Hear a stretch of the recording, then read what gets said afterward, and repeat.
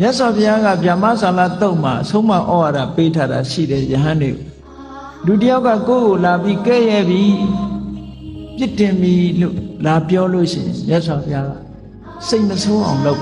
စိတ်မဆိုးပါနဲ့အဲ့တော့စိတ်မဆိုးအောင်ကနှလုံးသွင်းတရားမရှိဘဲနဲ့စိတ်မဆိုးအောင်နေဖို့ဆိုတော့ခက်စိတ်လေးကိုပြင်လိုက်ရုံပဲ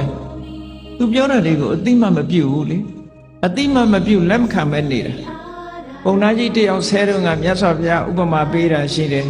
ပုံနာကြီးတယောက်ကဘုရားကိုဆဲတယ်ဆဲတာမှရိုင်းရိုင်းပြပြဆဲတာမျက်နာကိုကြည့်ပြီးတော့ရိုင်းရိုင်းပြပြဆဲတာမြတ်စွာဘုရားကလက်မခံဘူးဒီတိုင်းပဲနေတယ်အသာလေးတုံ့ပြန်မှုမပြုတ်ဘူးဆဲလို့အားရသွားပြီဆိုတဲ့အခါမြတ်စွာဘုရားကသူ့ကိုမေးခွန်းထုတ်တယ်မင်းအိမ်မှာမိတ်ဆွေသင်္ကားတွေလာတဲ့အခါမုံပဲသေးစားတွေနဲ့လက်မခံဘူးအဲ့မခံဘူးလားလို့ဆိုအဲ့ခံတယ်အဲ့ဒီမုံပဲသေးစားတွေကို